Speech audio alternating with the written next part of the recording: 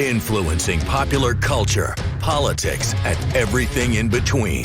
The local station takes you ringside as we discuss the crazy world that is professional wrestling.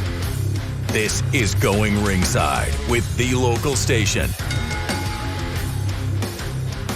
Hello and welcome to another episode of Going Ringside. I'm your host, Scott Johnson. So glad you could be with us here today. If you haven't figured out already, we got a huge episode. That man is here. Shawn Michaels, the Heartbreak Kid, is joining us here today on Going Ringside. I'm so excited to sit down and talk to him. Before we get to Shawn, though, a couple announcements. First, I do have a major announcement here for the Going Ringside family. One of our regulars who you see on the show a lot, Victoria Crawford, let's put her picture up, just got married this past weekend. Congratulations, Victoria. Out at the beach off the coast of Florida. Victoria, you knew better in her days in WWE as Alicia Fox, getting married. Victoria, can't wait to hear all about it. We'll see you back here in coming weeks, and congratulations to you and your new husband. We are so happy for you and look forward to seeing you back here in weeks to come, but enjoy yourself. You earned it. And before we get to Shawn, one other thing I want to talk about is last week, because a lot has happened. As you know, last week we brought you the story about how Undertaker and Batista have kind of gone head-to-head in the political world. Undertaker endorsing Trump, Batista endorsing Kamala Harris. Well, guess what? It looks like a lot of other wrestlers have jumped in on this fight. Here's where it stands right now. It's been crazy. It seems like it's almost every day leading up to next week's election. You have Kane, Undertaker, Hulk Hogan, and Ryback endorsing Trump. You have Jim Cornette, Batista, Kevin Nash, Mick Foley endorsing Kamala Harris. So it has just been fascinating to watch all these wrestlers get public, get political. If you want to know all about it, we break it down on last week's episode. You won't want to miss it. But I don't want to bore you with politics because we're here to talk about that man, Shawn Michaels. So I was able to sit down with Shawn down at the Performance Center in Orlando for WWE, where he is now the guy who runs NXT, which is an interesting dynamic because you never really thought of Shawn Michaels in any sort of boss situation. And I'm not talking like an on-camera commissioner. I'm talking backstage, literally running the show, because he was kind of the bad boy for the 90s, as you remember. I'm going to ask him about that. In this interview, I'm also joined by a second interviewer named Jason Carter, who helps me out with this interview, so you'll hear his voice a lot. But let's get to it. Here is our interview with one of the greatest ever. Some people say the greatest ever, the Heartbreak Kid. Here is Shawn Michaels. Shawn, you have been, for a generation, the image of counterculture, go against the boss. That was what built your career and your icon status. Now you're kind of the boss. What has that dynamic been like for you? Well, I'm kind of. I mean, I'm head of NXT, but I'll say this: I'm still. I look at it as I'm still here to serve. So it is very ironic, again, if you think about, yes, the change of my character from television to the person that I am behind the scenes. But I still, all of it was based in a kid out there having fun and loving what he's doing. And I do this boss role the exact same way. I'm still passionate about the product. We put on a heck of a show every Tuesday night. I do that because I put myself in the seat as a fan, and I try to give the viewer what it is that I used to love about this and still love about this job. So again, I'll say this: I'm very thankful that I have the opportunity to be in charge of something that I love so much and that I don't consider work. You are obviously a legend, and you don't argue, just accept it. And now you're running the show here at NXT. What is your relationship like with these up-and-comers and seeing them flourish, seeing their talent, seeing them cultivate this career? So there was a time I didn't think that I could enjoy anything else more than my time in the ring. I loved being out there and performing a great deal. But then when I stepped into the Performance Center 10 years ago, just the feeling of all these young men and women, their passion, their desire to want to have success in the WWE was something that was infectious. And So now, I mean, I think I have a wonderful relationship with a lot of our talent. I just love the idea of trying to give them some of the moments and the memories that I was allowed to experience. I know what it did for me personally and professionally. And now, we have an entire team here in NXT doing everything that we can to bring our talent. Right now, it's in NXT memories, but hopefully getting them all to have the opportunity to experience their WrestleMania moment. Shawn, you've had the opportunity to live and breathe this culture. So you are uniquely qualified to know what it takes to be a WWE NXT superstar. What is that secret sauce? What do they have to have? Well, if any of us could sort of figure out every aspect of it, we would just take it and apply it to every individual that comes by, and presto changeo, they're a WWE superstar and a WrestleMania main eventer. But it really is, that's something special that allows them to connect with our audience in a way that it literally is indescribable. It's a connection. And what we do, obviously, we start bare bones at the beginning, taking, unbelievable D1 athletes from, top-notch colleges around the country, and also reaching out to other, top free agents in the independent wrestling market. But we bring them in here to the Performance Center, and then we do everything we can, again, to teach them the basics, to teach them the skills, to allow them to do promos, to get comfortable in front of a camera. But then it's time to go out there and watch to see if the rubber meets the road. And sometimes you have people that click right away. Other times you have people that have a learning curve.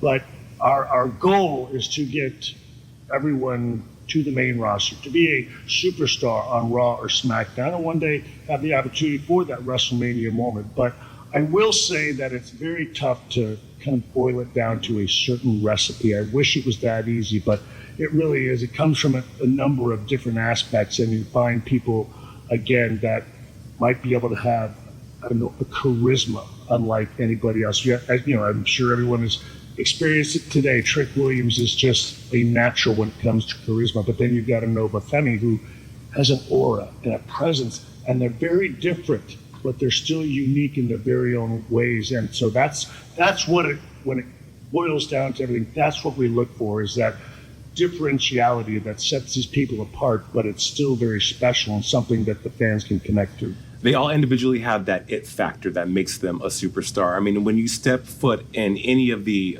spaces that WWE, NXT, and all of the universe occupies, you're sucked in, and the future is very bright for NXT, and CW is so excited to be a part of that. Fans, legions across the country and around the world are also excited. What can we expect?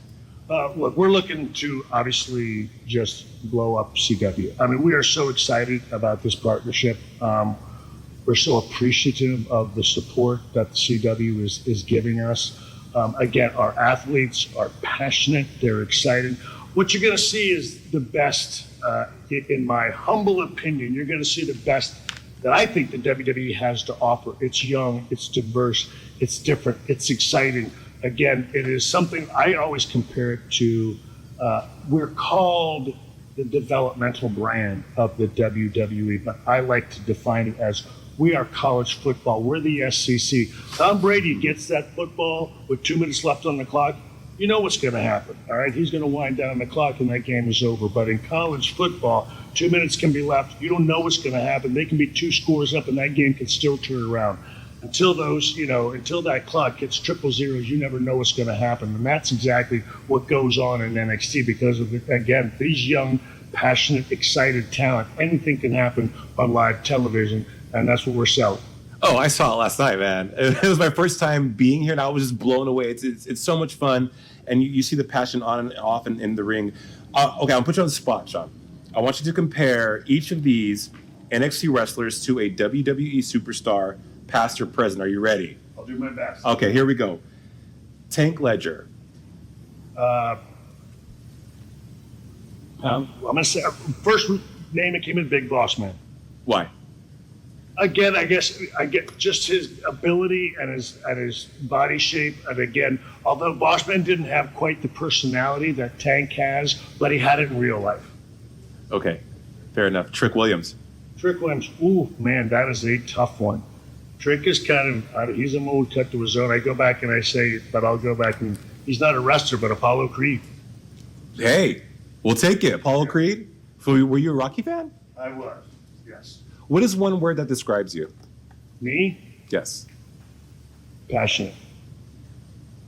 And where does that passion come from? I have absolutely no idea. I am still the 12-year-old boy that wanted to do this for a living. I'm still the guy that felt like success was going to be if I could travel around the state of Texas and make enough money to have a one-bedroom apartment and a car. I thought that was the greatest thing in the world. This is all I've ever wanted to do. I thought my time in the ring was over, and I was looking back on a wonderful career. Now to step into this role and to be able to help these young men and women be able to achieve their dreams is literally, I think, the greatest thing I've ever had the opportunity to do. And I love coming to work each and every day with them. Shawn, you said that this is all you've ever wanted to do your whole life. And, we talk a lot about manifestation and people bringing those dreams to fruition, making them a reality. You've done that. You are a legend within this fabled universe of WWE and wrestling. Like, when you hear that and you have time to really marinate in that and sit in that, what do you say to yourself? Again, I pinch myself every day. I get to live a life I never thought was possible. I get to provide that for my family.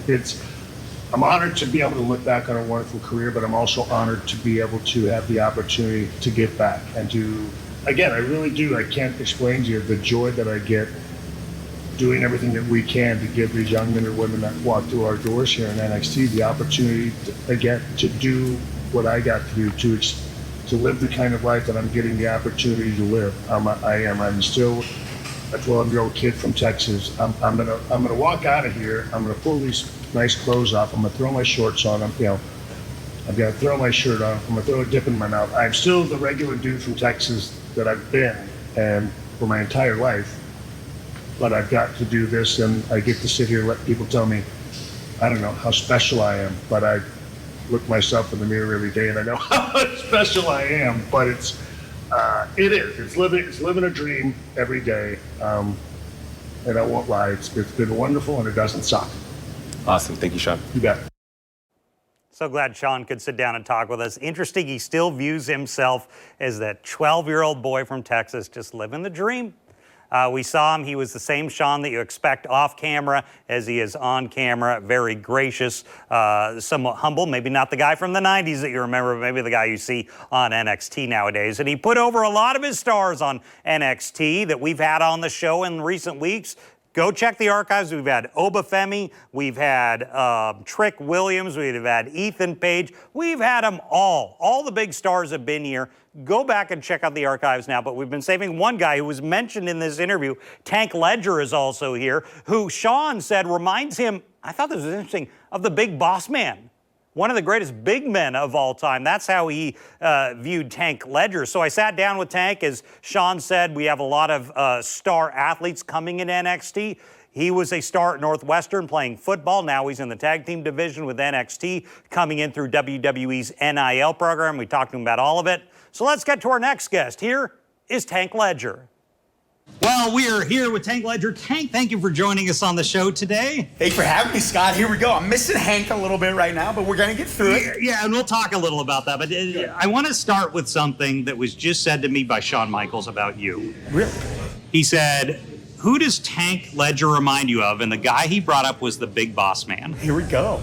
What do you think about that? It's an honor. It's an honor. I don't have the police authority that the Big Boss Man used to carry, obviously, but that is absolutely an honor. Not only is he a legend, he's a hard-hitting, big legend that could move too. And also, anytime you host a wrestling show, Scott, when you have someone as believable as the Big Boss Man in the ring, it draws everybody in and puts them on the edge of their seat, which is what I'm always trying to do, what Hank and Tank are always trying to do. We're trying to have fun, like we often saw the Boss Man doing, but we're trying to lay it in as well. He could talk, he could intimidate, and he could work like very few big men. Absolutely. Is that one of the things that's been big for you? Absolutely. We want to sneak up on people. You look at Big Boss Man, you look at Bam Bam back in the day. These big guys that were doing big guy things, and then out of nowhere would do a small guy thing and made everybody go, what was that? Yeah. Where did that come from? Has that been, would you say, the change in wrestling? Like, big guys were a lot, over the years, a lot of slow big guys. Yeah. But the big muscular guys, they're moving as fast as anyone. I think you need to have both. You're going to have a slower style big guy that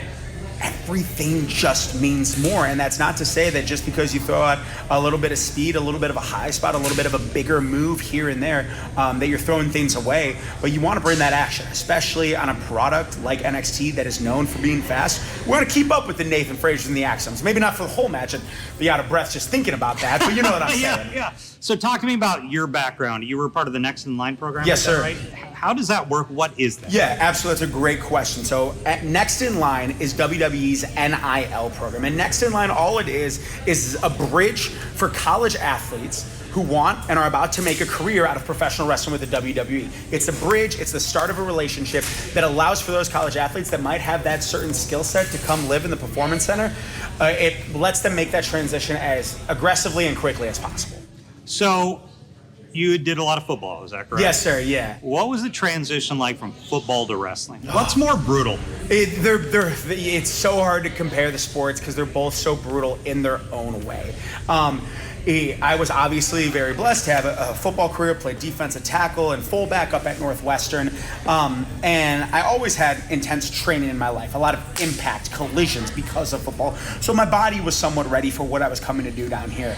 But it is a special thing to be a beginner again and to be a beginner in something like professional wrestling. You know, in my time at Northwestern, especially first in my last, couple years there, I was chasing 1% better every day. What is one thing I can get a little bit better at today?